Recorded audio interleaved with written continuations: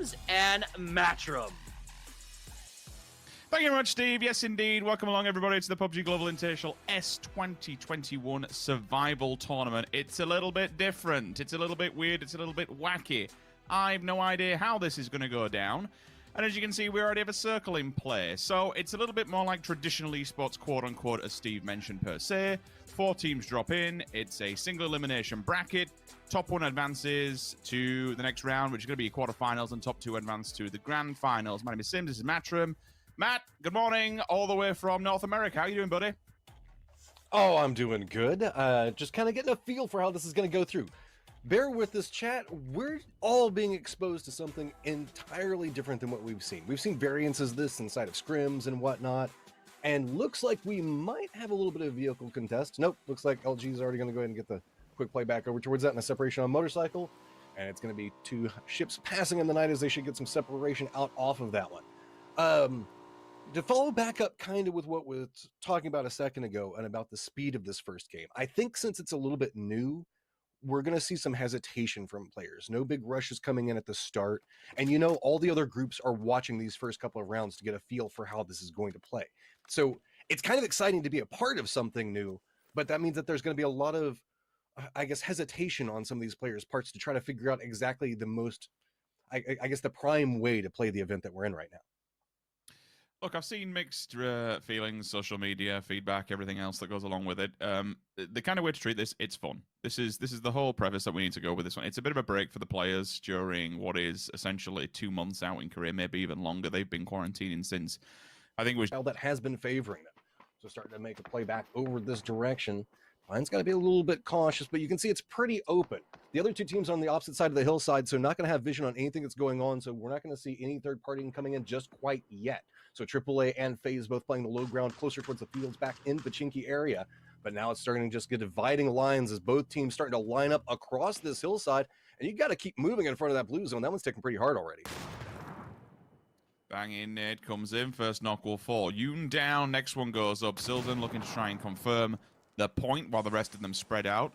They have to be aware, especially for JN, that he doesn't get the quick wrap around here because they know they have to be quick. Again, whether you're in third person, you get a bit of a height advantage. Second nade's there, bounced a little bit too far, but the damage already been done. Both of them extremely low. The guns can do the work here now, but they still have to be aware of Levi's and his teammate just on the left-hand side. As they crest that, Nicky might be able to get some form of an angle. And you can see from Wicked's perspective, or at least you can from perspective, but here's from his player outline, there was damage done, and that was from FaZe Clan. FaZe Clan have took the position that Meta was holding. They moved into the middle. And notice that we're already in shrink stage right now, so everybody has to start making a little bit of a move back towards the center. So with this firefight happening, it looks like FaZe was trying to get in vision and trying to get some type of range, but that's going to be one down coming back over towards Meta.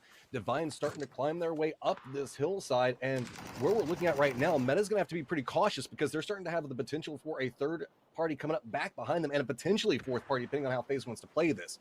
So now Meta retreating back. They are very separated across this dip. Should be able to get some sight lines back over towards it. Do manage to get Jin down. You can see it's going to be Sparking. It's going to be holding up the line. Wicked back on the other side of it. Good connecting shots for this one. Sparking under a little bit of harassment. Already gets another one down. Goes for a spray back over towards it. No, does go down. June running through the hillside, trying to make it back over towards the trees. But it's going to be Fuzzface and starting to stretch out back on the other side of it. Does get the vision. Tries to put in a couple of bullets onto him, but it's going to be a moment too late as Divine is already down.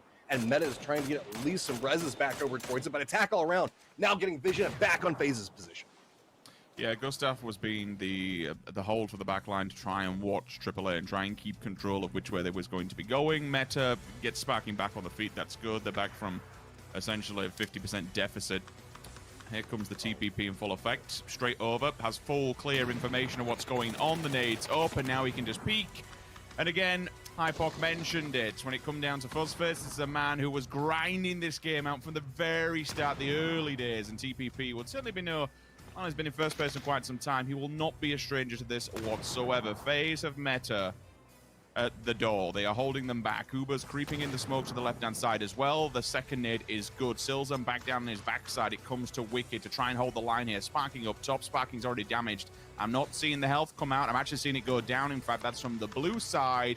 With an nade ticked up and over. Jayers, it's time for move. AAA, is this your time to get involved in the third party? Because all of a sudden, there's players from FaZe dropping also. FaZe trying to make a play for this one, but it is coming apart very quickly.